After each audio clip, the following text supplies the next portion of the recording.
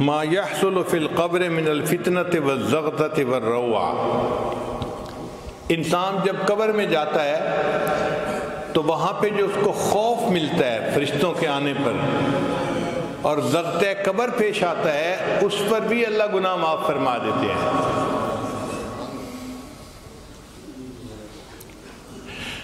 جب میت قبر میں جاتا ہے نا تو حدیث پاک میں آتا ہے کہ قبر اس کو دباتی ہے، اور یہ دبانا ہر کسی کو پیش آئے گا، یہ نیک کو بھی پیش آئے گا، بد کو بھی پیش آئے گا، ہر کسی کو پیش آئے گا۔ نبی علیہ السلام کے ایک صحابی تھے حضرت سعد رضی اللہ تعالیٰ عنہ، نبی علیہ السلام نے ان کا جنازہ پڑھایا اور جنازے کے پیچھے پنجوں کے بل چلنے لگے یوں۔ تو ایک صحابی نے پوچھا، اے اللہ کے نبی صلی اللہ علیہ وسلم آج آپ ایسے کیوں چل رہے ہیں؟ نبی علیہ السلام نے فرمایا، سعد کی نماز جنازہ میں اتنے فرشتے آسمان سے اتر آئے، مجھے پاؤں رکھنے کی جگہ نہیں مل رہی۔ اتنے فرشتے نماز جنازہ میں شرکت کے لیے آسمان سے آئے۔ اور پھر نبی علیہ السلام نے یہ بھی فرمایا کہ سعد کی وفات پر اللہ کا عرش بھی 3 دن تک روتا رہا۔ حدیث مبارکہ میں ہے جب مومن فوت ہوتا ہے نا، آسمان کے وہ دروازے روتے ہیں جہاں سے اس کے لیے رزق اتارا جاتا تھا، زمین کے وہ ٹکڑے روتے ہیں جہاں بیٹھ کر وہ اللہ کی عبادت کیا کرتا تھا۔ تو سعد لانو کی وفات پر نبی صاحب نے فرمایا کہ اللہ کا عرش بھی 3 دن تک روتا رہا۔ پھر نبی صاحب نے فرمایا کہ سعد کو بھی زغطہ قبر پیش آیا۔ جس کی نماز جنازہ اللہ کے محبوب ہم پڑھا رہے ہیں اور جن کی نماز جنازہ میں اتنے فرشتے اتر رہے ہیں کہ پاؤں رکھنے کی جگہ نہیں مل رہی، اور جن کی وفات پر اللہ کا عرش بھی رو رہا ہے، ان کو بھی زغطہ قبر پیش آیا۔ اس کا مطلب یہ زغطہ قبر ہر بندے کو پیش آنا ہے، نیک ہو یا بد ہو۔ کیوں پیش آنا ہے اس کی وجہ بھی سن لیجئے۔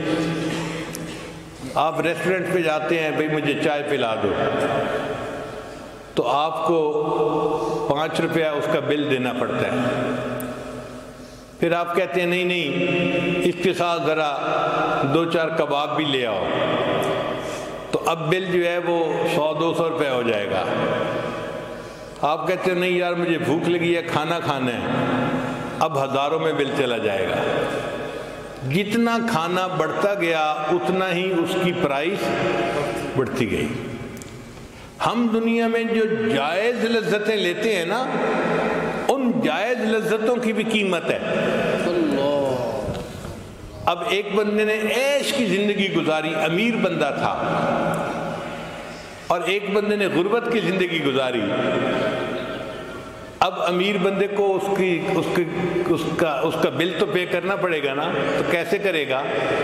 زغطہ قبر کی وجہ سے پیش کرے گا۔ غریب آدمی کو کم پیش آئے گا اور امیر آدمی کو زیادہ پیش آئے گا۔ اس لیے ہمارے بزرگ جائز لذتوں سے بھی پرہیز کرتے تھے۔ ہم تو ناجائز لذتوں کے پیچھے بھاگتے پھرتے ہیں نا، وہ جائز لذتوں سے بھی جو ہے پرہیز کرتے تھے۔ مجھے یاد ہے کہ میرے والد گرامی کھانا کھانے کے لیے جب بیٹھتے تھے، میں 2-3 سال کی عمر کا چھوٹا بچہ تھا، ساتھ بیٹھتا تھا، تو ابو ایک لقمہ سالن میں لے کر منہ میں ڈالتے اور گلاس پانی کا پڑا ہوتا تھا، اٹھا کر ایک گھونٹ سالن میں ڈال دیتے تھے۔ مجھے سمجھ نہیں آتی تھی بات، میں پوچھتا تھا ابو اتنا مزیدار سالن امی نے بنایا اور آپ نے اس میں ایک گھونٹ پانی ڈال کے اس کو بے مزہ کر دیا۔ تو ابو اس کا جواب نہیں دیتے تھے، اتنا کہتے تھے تم اپنا کام کرو، میرے سے یہ باتیں نہ پوچھو۔ پوری زندگی انہوں نے کچھ نہیں بتایا۔ جب ان کی وفات ہوئی تو پھر والدہ صاحبہ نے مجھے بتایا کہ بیٹا وہ کہتے تھے کہ یہ نفس دشمن ہے، ہم اس کو لذتیں دنیا میں کیوں دیں۔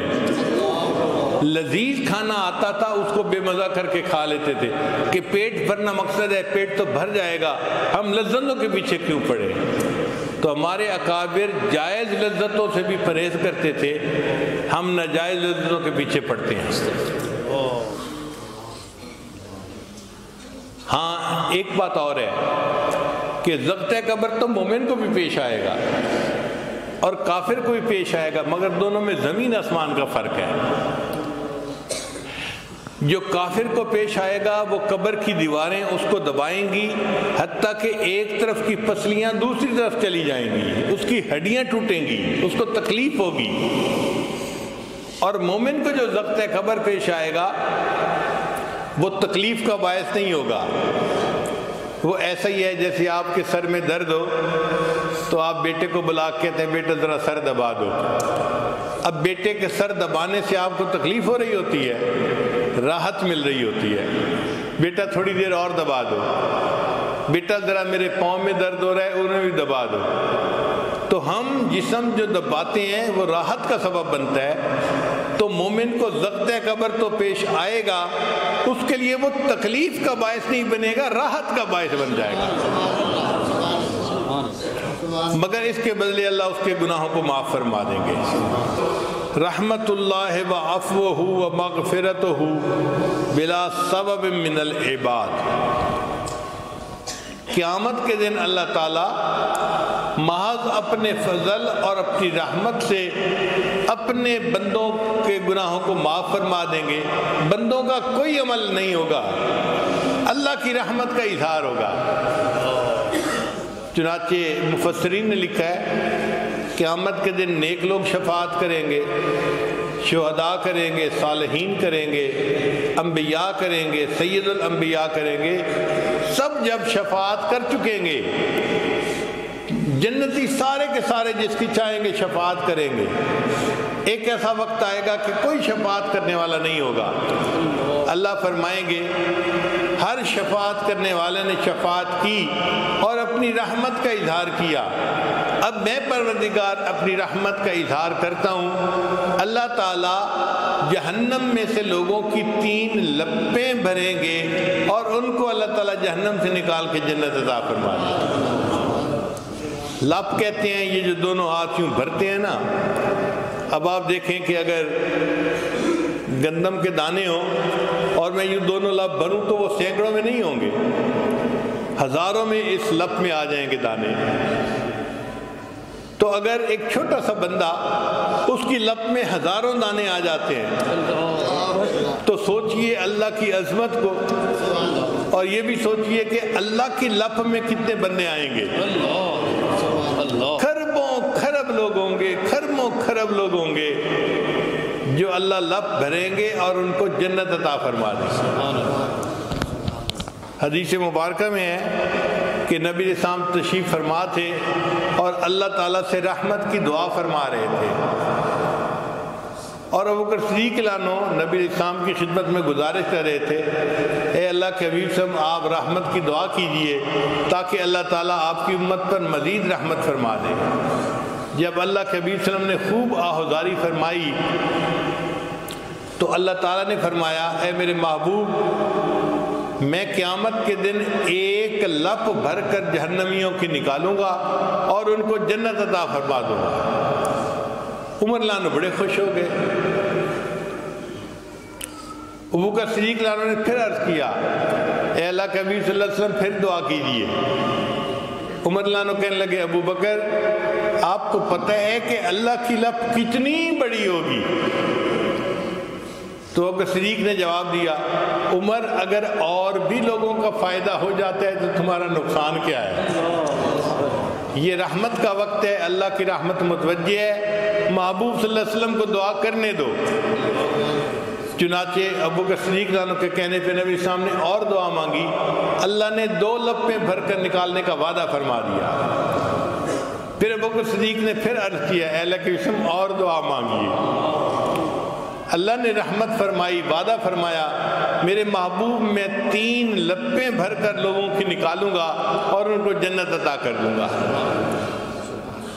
امام غزالی رحمۃ اللہ اپنی کتاب میں اس حدیث پاک کو لکھنے کے بعد کہتے ہیں کہ مجھے اس پہ تو بھروسہ نہیں کہ میں اپنے عملوں کی وجہ سے جنت میں جاؤں، اللہ جن کو آپ اپنی رحمت سے نکالیں گے اور جنت عطا فرمائیں گے مجھے بھی ان میں شامل فرما لینا۔ اللہ ہم پر رحمت فرمائے اور قیامت کے دن اللہ ہمیں فقط اپنی رحمت سے معاف فرمائے اور ہمیں جنت عطا فرمائے۔ وآخر دعوانا ان الحمد للہ رب العالمین۔